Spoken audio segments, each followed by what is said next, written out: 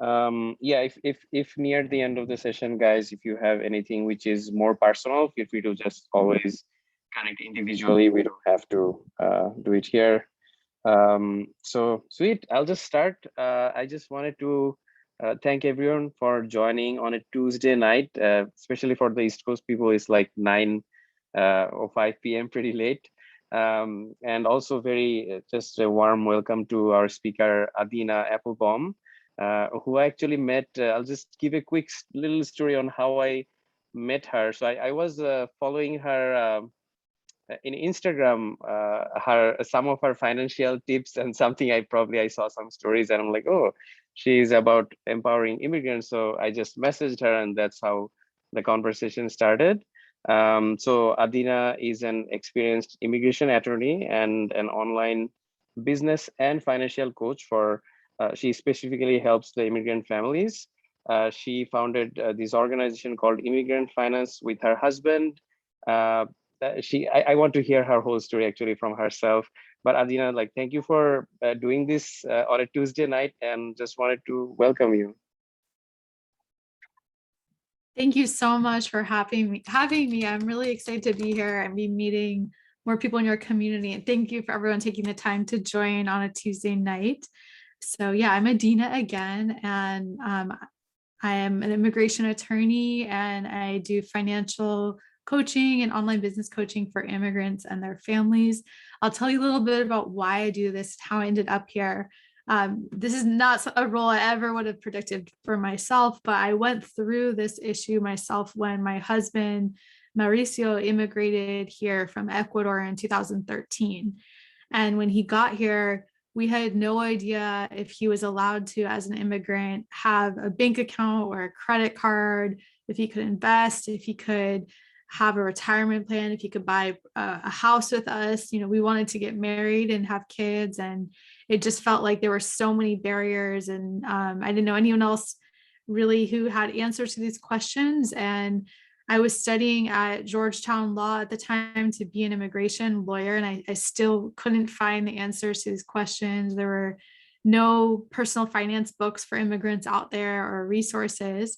So I basically became obsessed with the topic because I wanted to figure it out, and started piecing together things from talking to various people, using my understanding of the immigration system, talking to accountants, investment people, and piecing it together for this population, what it means to be building financial stability and building wealth. It's also very important to me because as an immigration lawyer, I work at a nonprofit and I do immigration advocacy to improve the law for immigrants. I actually do like big class actions and impact litigation to improve the law. And there's very limited ways with the law that we can improve the situation for immigrants. As you all know, the immigration laws are extremely strict and harsh and difficult to navigate.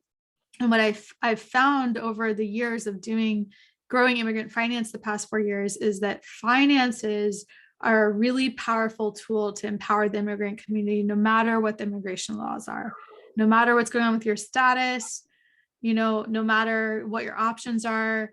You can always strengthen your finances and your relationship with money and start building stability through things like managing money, budgeting, investing, increasing income. And that's going to just give you so many more options and choices, regardless of what your immigration situation is or how the immigration laws change. And the past 4 years under the Trump administration, that this is literally what got me through it, because I was fighting a lot of the attacks on immigrants. And, as we all know, it was so negative and this country became very anti-immigrant in many ways. But for me, the positive way to help is through finances. And so it's really made a difference in our life. We went from being paycheck to paycheck and really, really struggling. I remember crying because I thought we'd never be able to afford a home or have a child.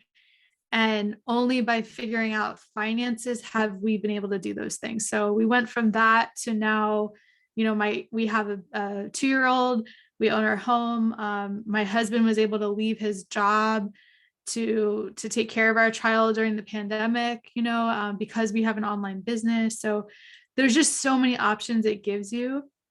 And I would just really, really encourage you all to do whatever you can, whatever step looks like for you to get your finances together. And one way to do that is investing, which is what we'll talk about today. So I'll jump in a second with the lecture for today. But before I get started, does anyone have any questions about me or immigrant finance that they wanted to know?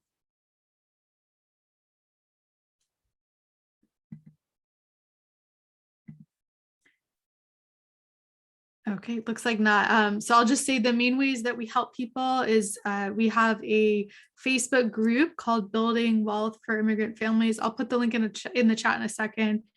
That I do live trainings there almost every week. They're also put on our podcast, Immigrant Finance. If you listen to the podcast, look it up and follow. I give a ton of free information in those channels on managing money, investing, and starting businesses. And we also have a lot of content on our social media. Check out our website, immigrantfinance.com, with our blog. And then we also have an online course and group coaching programs to help people on a higher level who are looking for more support. So let's jump into investing. And thank you all so much for being vulnerable to share some of the things you're nervous about, because that's actually the most important thing with investing is the emotions. Because it's very emotional. There's a lot of fear of losing money. We're often told investing is like gambling, it's so risky, but you'll learn today in this session that not only are there ways to invest that are sustainable and conservative for the long term, but also if you don't do that, you're going to miss out on probably hundreds of thousands of dollars you could be making passively by investing. And this is something that all immigrants can do regardless of their status. And yes, I saw a question about F1 visas. Yes, people on F1 visas and H1B visas can invest as well. There are some limits to it. So reach out to me if you're in that situation and we can talk about it. My email is hello@immigrantfinance.com. So first, let's talk about why investing in the stock market is critical for immigrants who want to be building wealth. And I'm going to screen share some calculators in a moment to really break this down for you all. I will say I am not necessarily a numbers person. I think that people here are probably much more numbers oriented than I am, but the calculators just, you can't, the numbers don't lie. The numbers are very clear about why investing is so important. I'll show you. And it's really pretty impossible to build wealth in the US without investing in the stock market. There's many ways you can be building wealth and in investing. It's not just in the stock market. You can also invest in real estate or in a business or in yourself through your education. There's lots of ways, but investing in the stock market is one of the most effective ways to grow your money. And when you have all your money in a bank account, your money is losing value every day due to inflation. So the dollar is losing value at a rate of 3%, right? So you're actually losing money when you have your money in cash, whether it's under the mattress or in a jar somewhere or in a bank account. Even if you have a bank account that's giving you high interest, you're still losing money because from what I've seen, there's no bank accounts giving more than 3% these days. Right? Let me know if you found one. I would like to know. Compare that to investing in the stock market with like sustainable conservative investments. Historically, over the past 100 years, the rate of return in, for example, the total stock market has been on average between 7 to 12%. So not only is that beating the rate of inflation, right? But it's far outpacing that. So that's why you can really grow your money by investing. And the nice thing too is it's passive income. So it's growing while you sleep. That's what passive income is. You're not working for it. You're not trading time for money. You're not having to work each hour to make that money. Your investments are just growing for you. And we have a relatively small group. So if you have any questions about any of this anytime, please put it in the chat. I'm happy to take a break and answer some questions.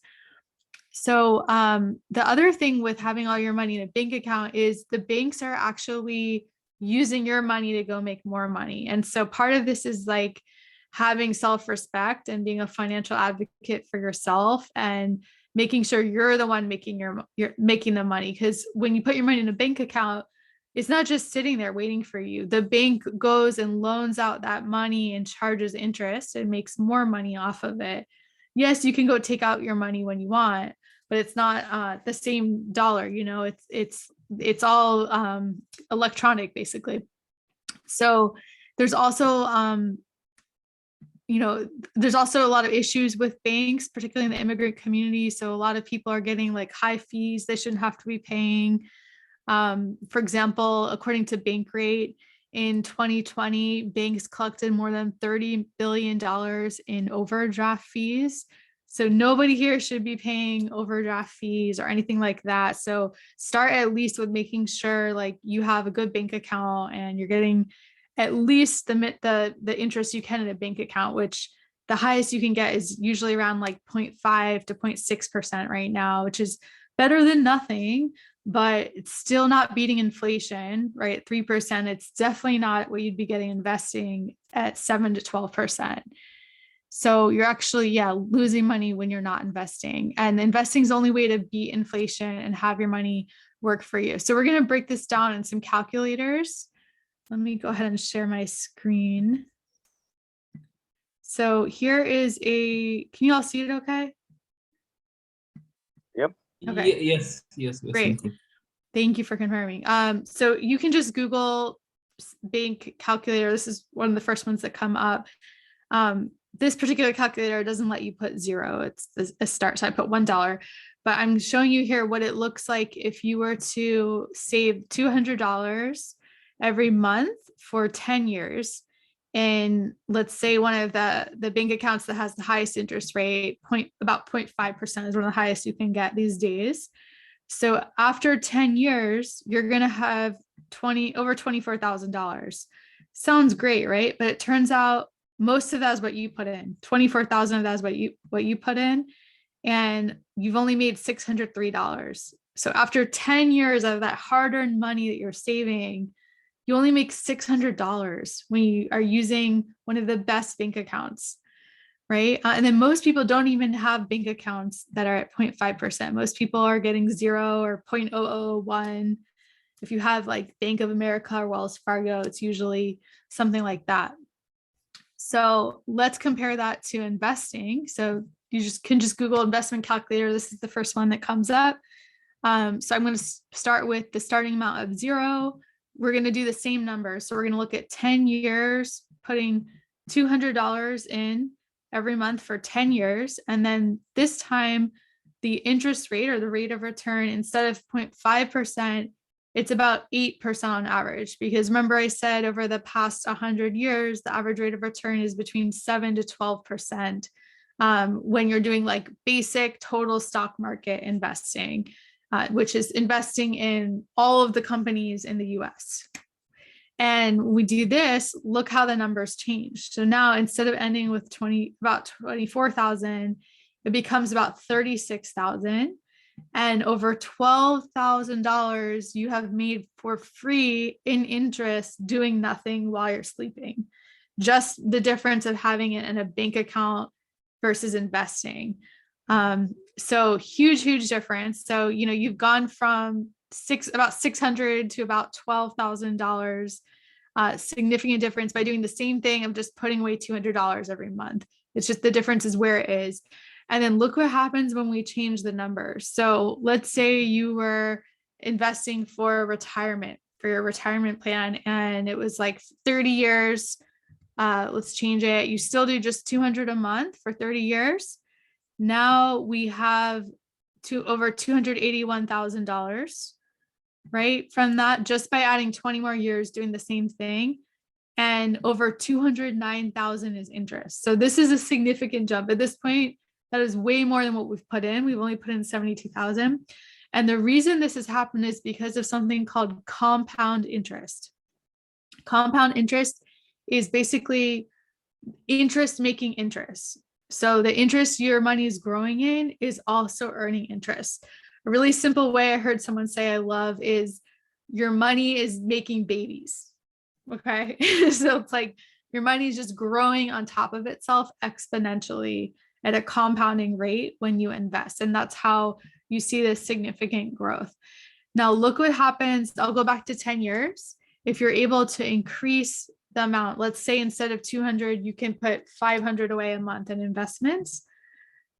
So we went from, let me go back. So when it was 200, we ended up with about 36,000, 12,000 in interest. If we move it up to 500, we now have over $90,000, over 30,000 in interest. So really big jump.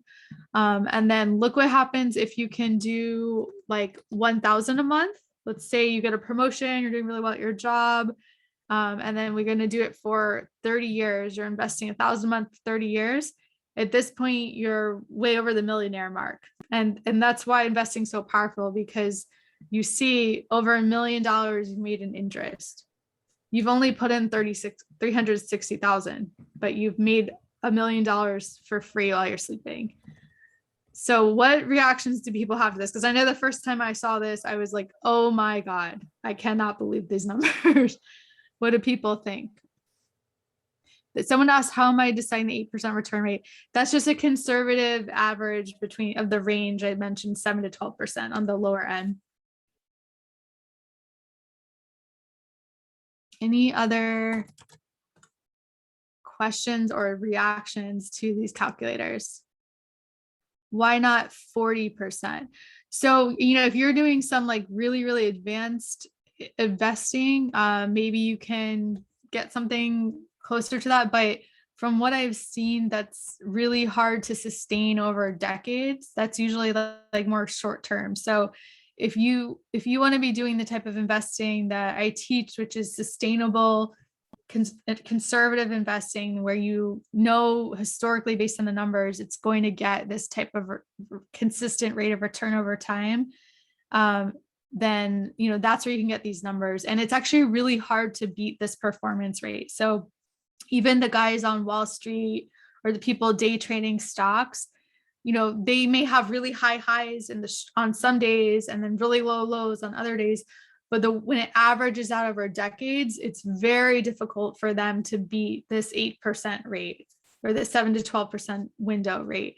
It's very difficult to beat. So this is just like a great, easy way to be investing. And CM says it's the last 50-year average of the growth of the overall stock market. Yeah. And we're looking just at the US stock market, which has been for a very long time the strongest economy in the world. As you get more advanced with investing, you can add in other investments that are international to balance it out. So we're just kind of looking at like a beginner's approach to investing that gets you these kinds of numbers just by math. And so it's really crazy how, people who are not able to save that much can get to millionaire by doing this. All right. So let's talk about why you shouldn't listen to people who say immigrants can't invest. Has anybody heard that before? Like immigrants aren't allowed to invest, or, I'm not allowed to because of my visa. I have gotten a couple questions in the chat about F1 visas. A lot of people think you can't invest if you're on an F1, right? I just want to answer a question someone had. They asked like Microsoft. So companies like Microsoft, Nike, Apple, those are all in the total stock market. So when you're investing in the stock market as a whole, you are owning a piece of all of those companies. So yeah, when people who say immigrants can't invest, it's not true. You can invest regardless of your status. You can invest even if you're undocumented, if you've lost status. So to invest, you either need a social security number or what's called an individual tax identification number, or ITIN, which is a number people can get, an identity number with the federal government if they don't have a social security number. And there's a lot of people who think like, this is going to cause immigration problems, right? I will say with like F1, H1B visas, you have to be more careful. I can give you some more specific guidance on that, but you definitely can do this type of investing I'm talking about because it's passive, right? But you have to be careful to make sure it's not like your work, or you're not like actively day trading all the time and making it a huge part of your work. It needs to be more in the hobby category, but doing this type of passive investing I'm talking about, definitely you can do on an F1 or H1B. So a lot of people, we've heard so much rhetoric in the media and the news, like that can be anti-immigrant, or viewing immigrants as having limiting rights in this country, right? And that can really affect your relationship with money. It can affect, how you think of yourself. I have a lot of clients who've told me, I just never thought I could be someone who can invest. When I think of an investor, I think of like a white guy, or I think of someone who's been here for generations, and I just never saw my family being someone who could be part of that. And so just be really mindful about how, if you are an immigrant, or you're a family member of an immigrant, how that might be affecting your subconscious and how you think about whether you can be someone who's doing investing and building wealth. There's a lot of mindset part of it. And part of it too is like stepping into the role of a leader. If you're the first in your family to be investing, you're going to be the leader, and you're going to bring along other people with you. I've worked with a lot of people where their parents and their siblings tell them they're crazy to start investing, that's so risky, it's like gambling, because they just don't know about it, right? And then they see them starting to invest, they see them being confident about it, and then they ask how they can open their investment accounts. They see they're making money, right? And so you may need to be showing by example to other families how it can be done, and just to kind of choose a different narrative for yourself of like, I am someone who's allowed to do this and to be financially strong and powerful and have a strong money mindset, and to start identifying as an investor and say, I'm someone who can be an investor as well.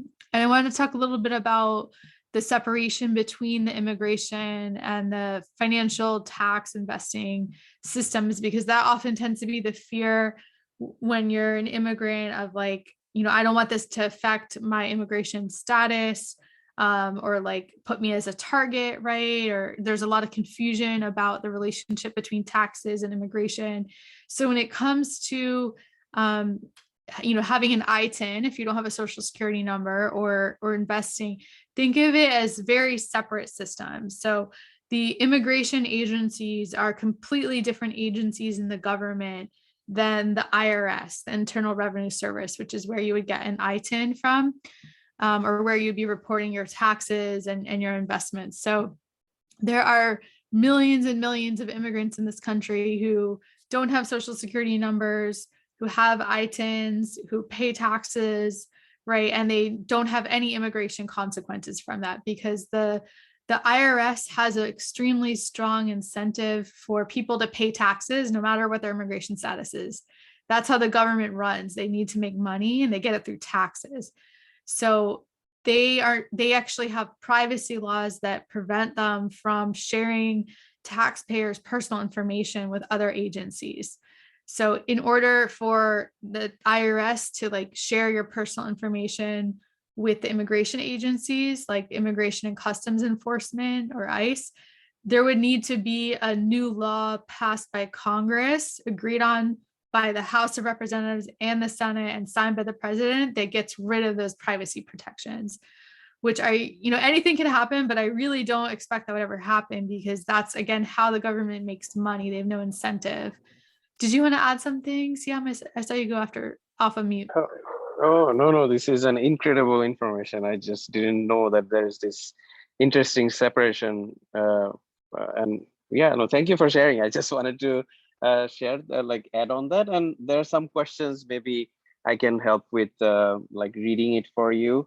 So Yeah. one of them was can the people on F2 visa invest in stocks? A lot of questions from F1 and F2 visa.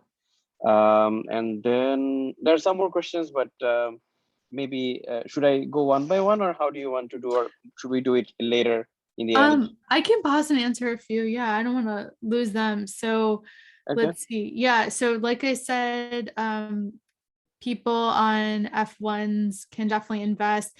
I actually have to look into F2s, but if whoever asked that question, if you want to send me an email, I can look into that for you. You Another can pull out your question. Sorry, sir. you can pull your money out anytime. However, there is a higher tax you would pay for short-term investments that you've owned less than a year. There's something called short-term capital gains tax. So, just think about when you take out investments, you're paying tax on the earnings of how the investments grew. So I'd like to really recommend investing as more of a long-term strategy to build wealth and not as a short-term way to make money.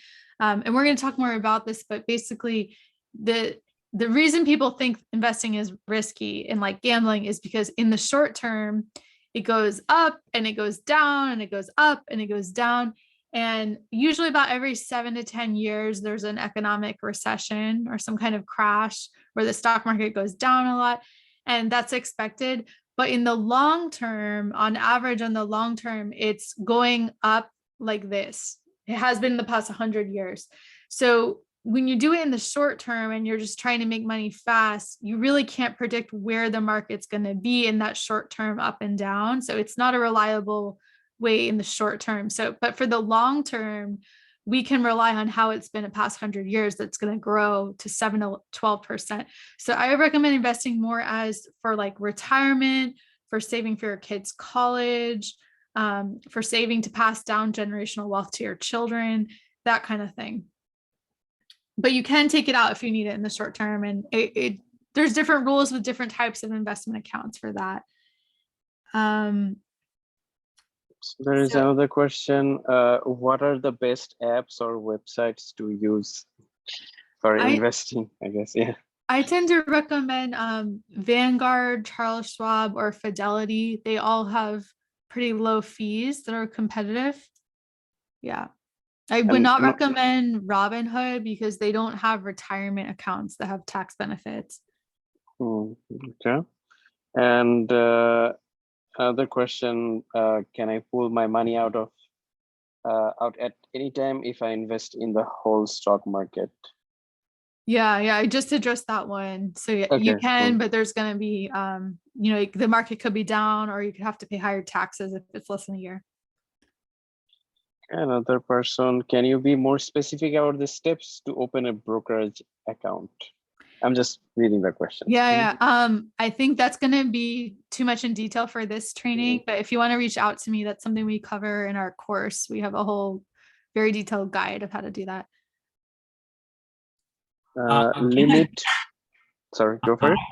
Yeah. So can I invest in the same day and pull my money out? I mean, we have seen like Dogecoin and all those coins, like they are going up on a few minutes or a few hours. So can I invest and then pull out my money in the same day? Is it allowed, or is it, I mean, okay. Yeah, just keep in mind you'll pay higher taxes if it's less than a year. Okay. And like it could go down that day and you could lose money, So really recommend thinking of this as a long-term strategy. Yeah, I agree with Adina very much. Whenever I feel like anyone goes through the stock market learning cycle, at least for me, I was so into like day trading and like early stage. It's just more fun, but in the end, you get more. I feel like adrenaline rush on going into more like shorter cycle investments and selling, but you actually make more money if you just not look at these things and think of it as a bank account. Just like this is a bank account. Instead of Wells Fargo, you are just putting it in the stock market. That's pretty much it. That's how I look at it. So it's a little bit more boring, but actually that's the way you make more money in the end. So, but yeah, I agree with Atina there very much. Think of it as like the lazy path to wealth. Yeah, lazy and long term, and not the. I think whenever someone hears stock market, I think there is a tendency of like quick get rich quick scheme, and that I don't think this is the There will be everyone is a winner in a bull market, so there can be some winners in the last couple of years where it's like, oh, I made like $1 million in some of these things, but there has been a lot of different people who I know that they have lost a lot. So it's a we'll see Yeah. after 5, like it's a very risky thing, like in general, to go into that route. But so I think I'll go to the questions again. When you refer to investing in the whole stock market, what do you mean? Oh, so there's certain types of funds you can buy that are, it's like buying a slice of the entire economy. So you're buying, instead of just like one stock. So if you buy one stock, it's like buying just Apple or Microsoft or something, which are good companies, but it's very unpredictable how one company is going to perform over 30 years. Like companies that, remember, like, didn't anyone remember the Enron scandal? So Enron was a stock that was very, very competitive for a long time. And then they had a big scandal and like, I think they went bankrupt or something. But so it's kind of like when you invest in one company, you're putting all your eggs in one basket, right? So it's much better to spread out and not put your all eggs in one basket and just invest in the economy as a whole. And so there's certain types of funds that allow you to do that. Yeah, I very much agree as well. So there are these different types of funds like ETFs, which are like exchange traded funds, or as Adina said, like there are funds which are kind of like conglomerate stocks. Like there are, let's say, Apple, Facebook, Google, Amazon combined. There are some ETFs which are just combining, like let's say 10 top 10 tech companies. And then there are ETFs which are combining, let's say, top 500 companies in the US. So when you go that wide, you are essentially betting on the US economy. Now, the US economy can go down. If you want to diversify, you, as Adina also said, like you just invest in different emerging economies. I mean, these days, it's even wider. But the central message here is that the more you diversify, the safer you are, but also on average, the more you diversify, the lesser the gains are. For example, like if you invested in Tesla, you would have 10x, I don't know, in 5 years, or even 100x. I forgot how much Tesla actually, I think like Tesla 10x in last 2 years. That would not be the S&P 500. S&P 500 would be much, much slower, but much, much more sure shot, because Tesla can actually become bankrupt, unfortunately. So so it's more risky. Yeah. Yeah. So I recommend just like starting with a foundation that's more sustainable. And then you can kind of, once you get more advanced, add on some individual stuff to take some more individual risks, right? So let's talk about why it's important to start investing as soon as possible. And the reason is to take advantage of time in the market. The most important thing with investing is not how much you invest, it's how long you invest. It's making sure you invest consistently every single month, even if it's $50, whatever you can, because as we saw in the calculator, that's how you get that compounding interest for your money to grow. By just continuing to add more every month, it just continues that exponential growth factor, right? And so what you don't want to do is like wait until the perfect time to get started, or wait till you feel like you're an expert, or wait till you feel like you've have like all this money saved up, or wait till you've paid off all your debt. Like you should just start as soon as possible so you can have that time in the market for your money to grow. So I'll talk a little bit more about some of those beliefs that can get in the way for people. This idea that you need a lot of money to save and invest. You can start with $1. There's something called fractional shares.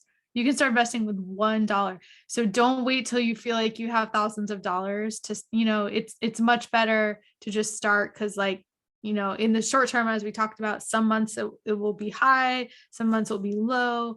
By just starting and having those more years, those decades of growth, it will average out and be growing at a sustainable rate. And we saw how on the calculator, how just $200 a month can grow, to a very high amount. The second common belief is that you thinking that you can't invest if you have debt. So this is a big one I see. And there's a lot of shame that comes with debt, right? And particularly when you're new to the US, you may find yourself in debt because we have a very materialistic culture. And there's a big emphasis on credit cards and going into debt in this country. I know in Ecuador, my husband's from, he had never had a credit card before he came here. They, you know, in his community, they just don't really use credit cards. Everything's in cash. And it was a big adjustment for him to start using credit. And there's so much pressure to want to have, you know, the best iPhone and all of that. So if you have some debt, first of all, like, don't be too hard on yourself. It's not your fault. There's a lot of materialistic pressure in this country. And that's something we can help you out with if that's an issue for you. But don't feel like you have to wait until all your debt's paid off to start investing. You can do both at the same time. And I really recommend it. In fact, wealthy people are constantly doing both at the same time. Wealthy people know how to leverage debt to make more money. So they're often taking out loans to grow and scale their businesses, to make more money, or, you know, going into debt to do some program that's going to help them learn knowledge that will make them more money in the long run, right? And they are investing at the same time. They don't wait till they have zero debt. So if they can do it, you know, why can't you, right? You can do both at the same time too, and just kind of have two parallel tracks going, two goals. I'm not saying ignore the debt, like definitely also be paying it off every month, but you don't want to put all your money to the credit card companies and the debt. Like, you deserve to be investing in yourself as well, and starting to grow your wealth at the same time so that you have that time in the market and don't miss out on that. The third one we start talking about a little bit is like thinking like, well, I'm not an investor. I'm not that kind of person, or like my family or my people don't invest. Not your fault if you weren't taught to invest, especially if you're the person in your family in this country. How would you have known, you know? If people in your country don't really invest, like it's just not something you grew up with. And it doesn't mean that you can't do it. Again, you're going to be the leader in your family or in your community, and you're going to bring along other people with you and share with them what you learn. And even if, you know, you don't see people around you who are doing it, like, don't let that kind of determine your fate, because you saw in that calculator the hundreds of thousands of dollars you can miss out on if you don't do this, right? And let's see. Another thing is like overwhelm. It can feel really, really complicated to be investing. So I have some thoughts on that. There's a lot, I think they make it sound really complicated so that you think you have to go pay a financial planner every year to manage your investments for you. It's a little controversial, my thoughts on this. Sorry if I'm offending anyone. But it's actually really not that complicated. It's just kind of like learning a new language, right? So if English is not your first language and you've been able to learn English, or you're learning English, you can learn to invest. It just starts with looking up terms. You can look up on Google any term that I'm saying that you don't know what it means, or anything you read, and it will over time start to become more familiar. This is definitely something you can learn. I have helped people who have no high school education learn how to invest on their own. And the reason you want to learn how to do it on your own is because if you use a financial planner, you're going to end up giving them a fee every year that it may sound small, you know, it may sound like 1-2% or something, but over your lifetime, that's going to end up being hundreds of thousands of dollars that you're going to miss out on, that you could just be investing yourself, right? So don't let the overwhelm of getting started stop you, right? Just get started. You can start with some basic stuff. You can start experimenting, and avoid having your money just sit in an account where it's losing money every day because of inflation. So it can actually be pretty simple. I would say the hardest part with investing, in my opinion, is not learning how to invest or opening the accounts. It's the budgeting to have the money every month to invest. That's the hardest part, to make sure you have money every month to invest. So that's why learning how to manage money is really important, and being intentional with your budget and all of that. So, and let me pause for questions. There are so many. So let me just go to the oldest one. I can see some of the question like how good is S&P considering the rate of return? What is short S&P is term? good. Hmm. So S&P is similar to the total stock market. Instead of all of the companies in the US, it's the top 500 companies. There's a lot of overlap there. So it's actually pretty comparable. Yeah. And what is short term and how long would I need to wait to avoid this short term tax? 1 year. Okay. And then I do have some small investment in US and Canada in ETF only. What do you think on that? I don't know if the question is fully formed. So like if you can re-ask the question, someone has asked, I have money in Robinhood, should I transfer? I think it was something around that line. Yes. Transfers to get a account that has retirement tax advantages, and reach out to me if you want help with that. I can definitely help you figure that out. What is the difference between short-term interest rate and long-term interest rate? I don't know what the question is, but I'm just thinking. What is the difference between short-term interest rate and long-term interest rate? I think it's just basically in the short term, it's unpredictable. Like that 7 to 12% interest rate I'm talking about long term is about averaging out long term. In the short term, it could be 15%, it could be 5%. You know, the short term is very unpredictable, and that's why it's a long-term game with investing.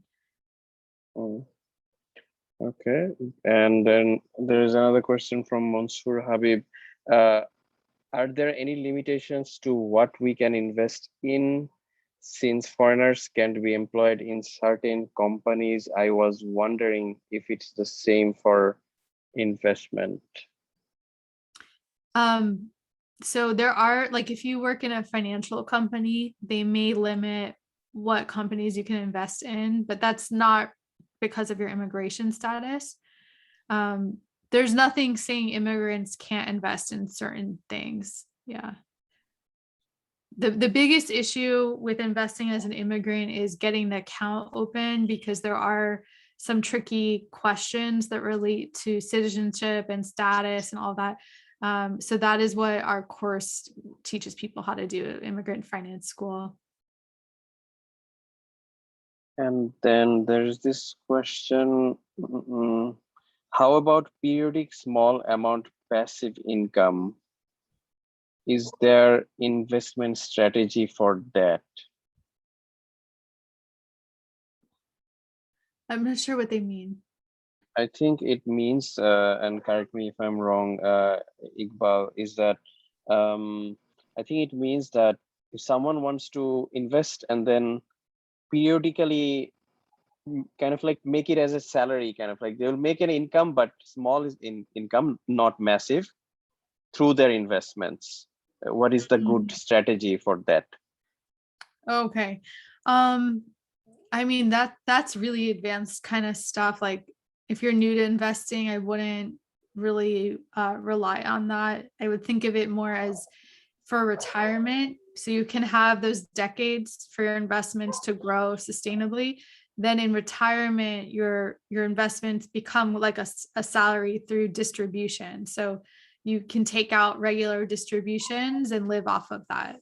That's how you see people who don't have to work and they just live off of their investments. There's also dividends. So the companies you invest in pay you, like, kind of like a thank you for investing with them.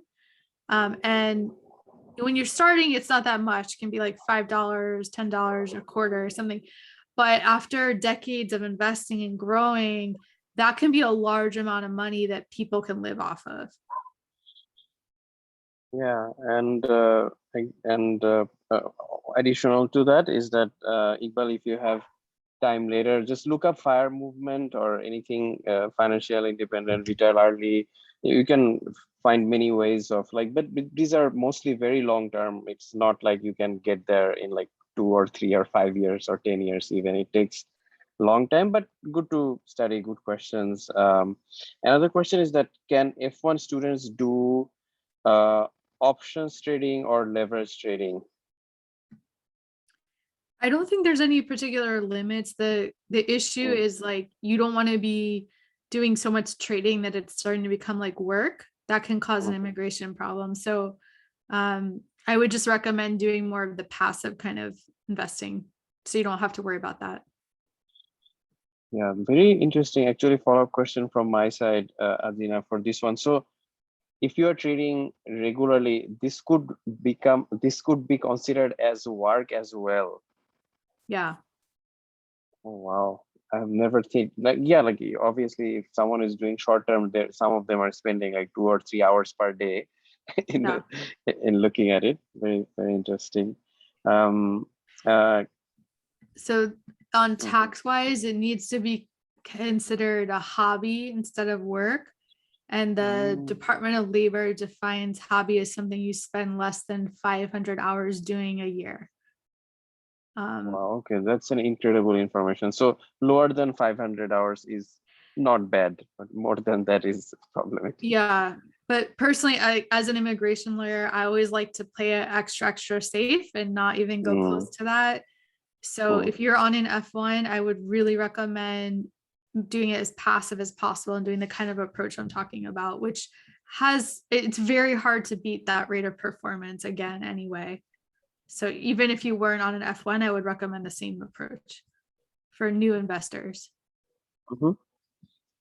And someone asked, Shuham asked, can I pull out money if I no longer have the visa in US?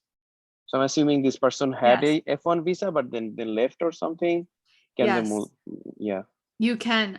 You absolutely can. The key is you have to open the account while you're residing in the US. So that's another reason it's so important to get started investing as soon as possible while you're in the US in case there's any issue with your visa and you have to leave. You'll already have the account open. You cannot open it abroad. Thank you.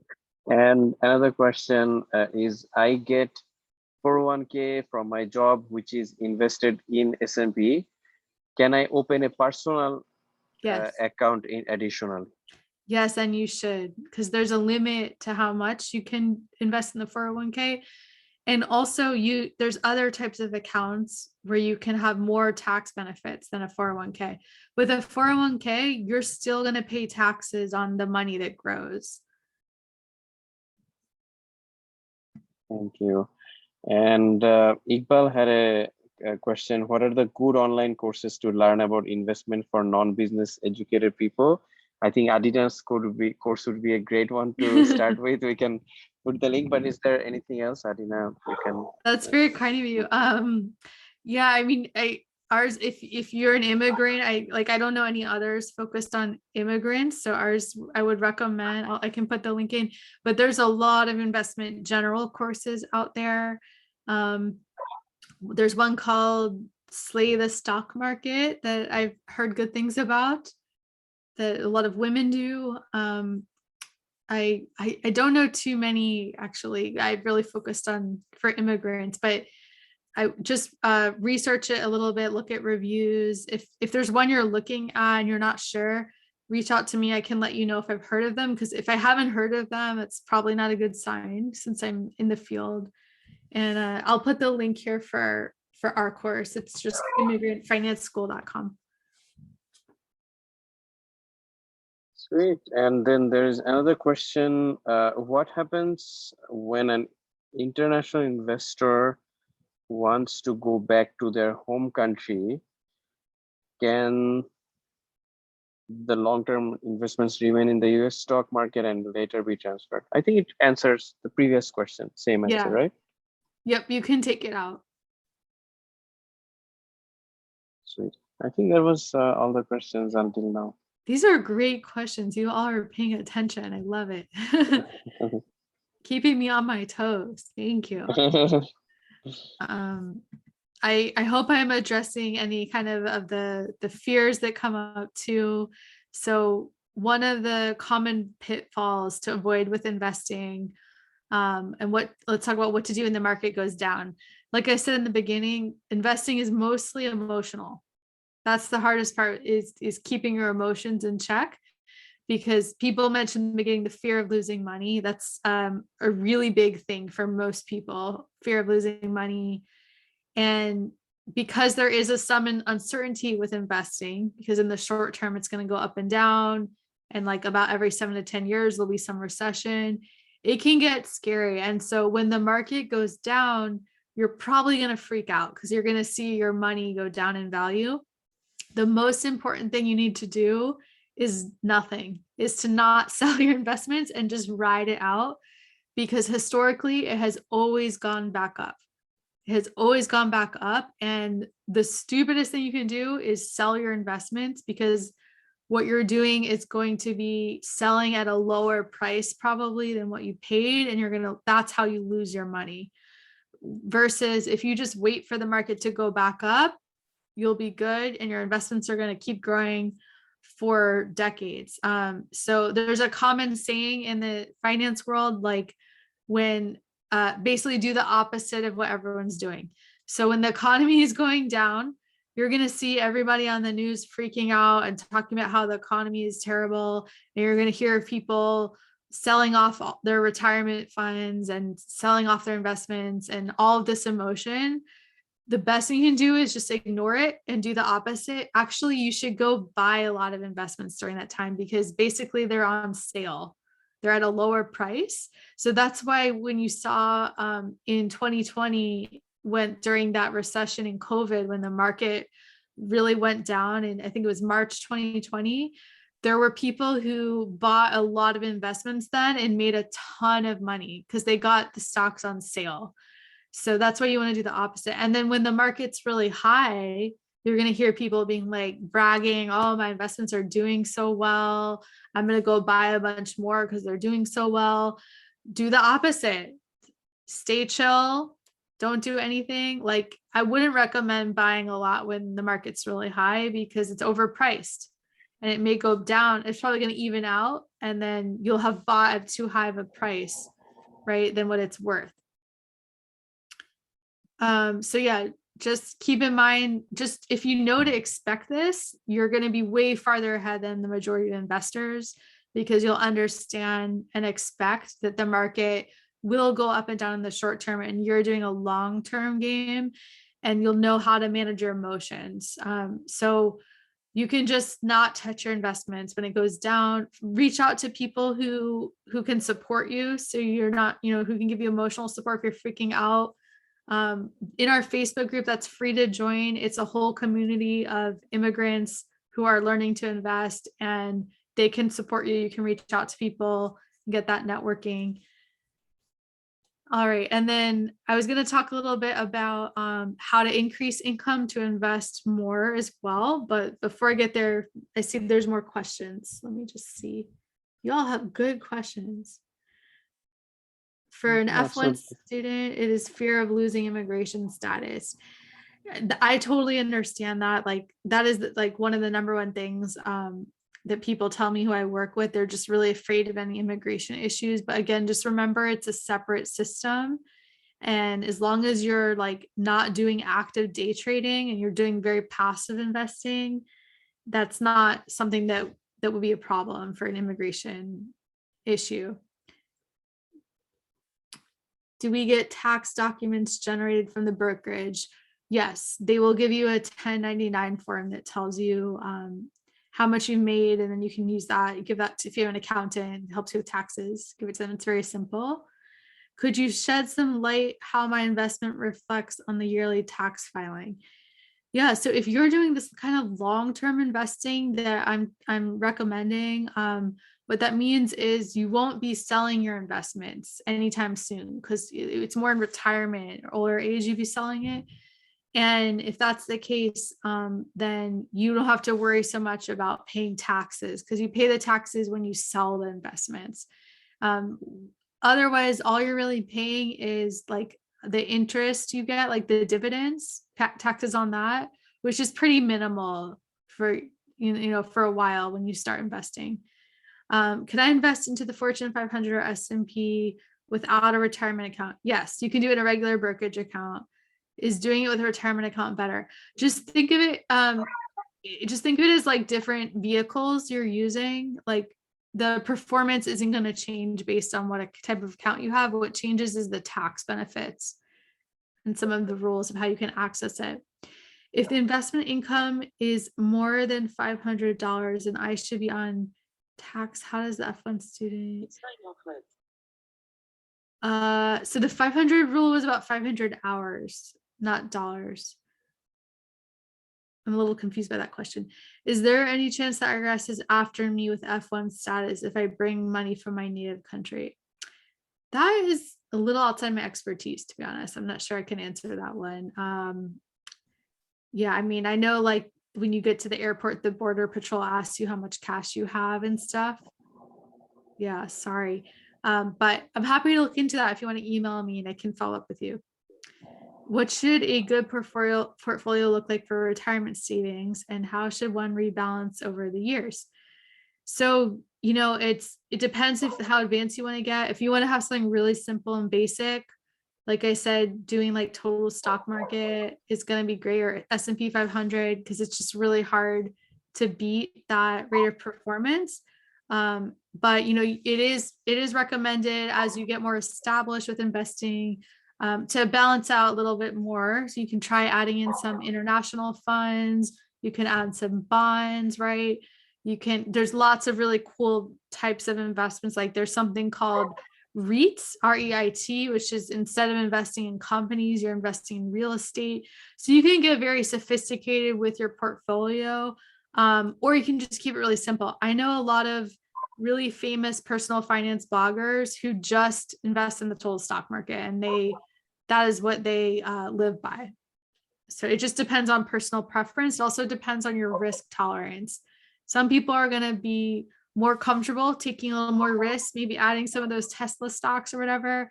Other people are like, I want to make sure I get that 8% of return that's hard to beat. I'm going to just stick with index funds, total stock market. Is it time to invest or wait for the good time? Start as soon as possible. You do not want to wait to start investing, because remember that calculator, it's all about having that time for your money to grow. All right, I think I got all those questions. I'll say a word about increasing income, and then we can wrap up for some Q&A if you have any more questions. So I really like to emphasize for people increasing income, because that's going to allow you to invest more and faster. If you have a salary, right, there's only so much you will be able to invest. It's really hard to change that total number and increase it. So by having ways to increase your income, you can reach your goals faster. There are some limits to this, of course, if you're on the F1 or H1B, right, on working in other ways. So that can get more complicated, right? But for example, if that's you, you can push for a promotion or for a salary raise at your job. That's a great way to increase income as well. So it doesn't have to be just having a side hustle or a business. You can also, advocate for yourself in the workplace, and negotiate your salary. So that's a great way to increase income, or switch to another job. I know that's what CM helps people with, is finding better jobs, right? So work with him on how to increase your salary that way. And if you are able to have a business, if you let's say you have a green card or you become a citizen or something, then that's an amazing way to increase income, is by having a side hustle.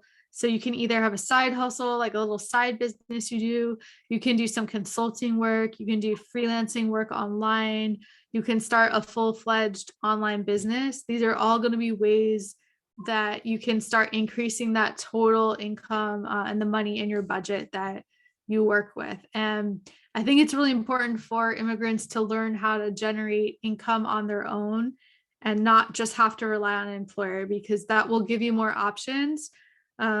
Anything could happen. There was jobs that we thought were super stable that got lost during the pandemic, right? Luckily, I think a lot of you are in the tech field, so I know it's much more stable in that field, but anything can happen. So just having some other streams of income is kind of like a form of insurance, so that, and this is what wealthy people do. Wealthy people have multiple forms of income, so that if one dries up, they're still good. So they might have some real estate properties, own their home, side business, multiple businesses, definitely investing. And online business is one of the best ways to start a business for several reasons. So with online business, the startup costs are very low. You don't have to pay rent, right? You don't have to pay to keep the lights on. You don't have to, in the beginning, don't need employees. There's a lot of softwares that can help you automate stuff. And you can reach an infinite number of people in the world to help. So the opportunities are really endless. So that is the conclusion of my presentation. Thank you all so much for listening. And I see we have a few more questions. Let me just see. What percentage of your daily monthly income is a safe bet for investment in your opinion? That is going to be very personalized based on your budget. And that's something we spend a lot of time on in our Immigrant Finance School program, to get really clear on your goals, so you can figure out exactly how much you want to be putting toward investing. What are good side hustles? I always recommend things online. So like you can do things like translating online. You can review people's resumes. There's great websites like Upwork or Fiverr where you can start freelancing online. We actually have a guide on how to start applying your skills from your career to start making money online. I'll put the link in the chat. It's called, where is it? Hold on. I will have to pull it up in a second. But yeah, I mean, my first thing with online business was I started reviewing resumes on Upwork. And that was in a time when we were really struggling financially a lot. I was a student. My husband had just immigrated here. And by getting started on Upwork, we were able to have a little more cushion and give us a lot more options. Okay, here is the link for the guide on how to get started on Upwork. It's just a quick one-page guide that walks you through it. All right, any other questions?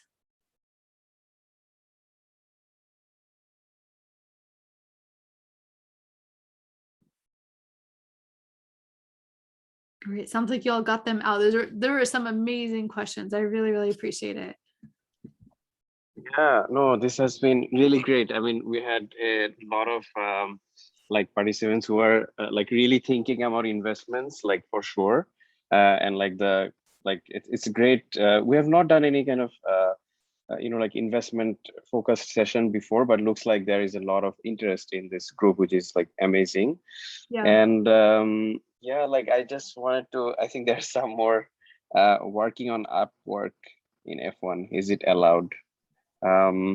There's some more questions. Do you want to answer this, or I mean, I would say talk to your immigration lawyer, definitely, or your university, but most likely no, unfortunately. You do have to get, for any kind of work outside of campus, you have to get permission from the immigration authorities. yeah, I can add it. Yeah, I agree. There is I can add to a little bit to it, is that the rule is pretty interesting and simple. The rule is that in US corporations or company, you can actually own companies, like you can become shareholders. You can be shareholders of Apple, or even any company you start. You can start a Delaware C Corp, any kind of corporation yourself, but you cannot work for it if in the F1 visa, which is very interesting, that you can be an owner of a company, but you cannot work for it.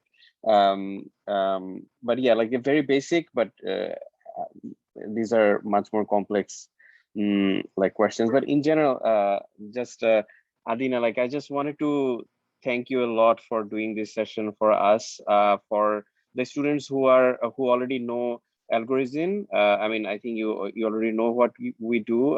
But for those who are new, we help students land their first jobs, primarily focused in tech, because tech is one of the most prominent jobs. And we bring these like amazing speakers and guests who actually share their knowledge and wisdom with us. So I just posted a link. If you can share some feedback on what you liked and on what kind of sessions we can do in the future. And if you have anything that if you found useful in the session, please just send it anonymous notes. These are all anonymous. And before we wrap it up, Adina, I just wanted to ask you, like, did you have anything else, any last wisdom and like parting wisdom to share to our community? And what are the best way to contact you? And in general, like, how do these students and people find you? Yeah, it's a good question. I mean, I don't want to keep repeating the same thing, but like it's just so important. I hope you all have gotten that message. Don't let the fears get in the way, because you're really going to miss out on a lot of growth that's possible. And there's ways to do it that is sustainable. And don't let immigration issues get in the way either. It's just more complicated, but we all know if you're an immigrant, like you're used to things being more complicated and having to navigate stuff. So it's just another one of those things. But that's exactly what I'm here to help you with. I'm very passionate about making sure it's accessible for this community. And to reach me, I would say the best way to connect is just set up a consult. We offer free 30-minute consults where you can ask more questions. I can also tell you more about our program, see if it's a good fit for you, and follow the podcast and the Facebook group. The Facebook group, like I said, I do live trainings in there several times a month. So a lot of them are on investing, and you can view all the prior trainings if you just go to the tab guides. So there's a lot of free resources out there. Thank you so much for having me. I'm so grateful for the opportunity. Awesome. Yeah, of course, it's our pleasure. I just sent a request in the Facebook group as well myself. Great. Glad to have you there. Yeah, but yeah, thanks a lot, guys, and we'll see you in the next session. And take care. Have a good night. Thanks. Have a good Thank you, night. Adina. Thanks for your time. Bye. Bye.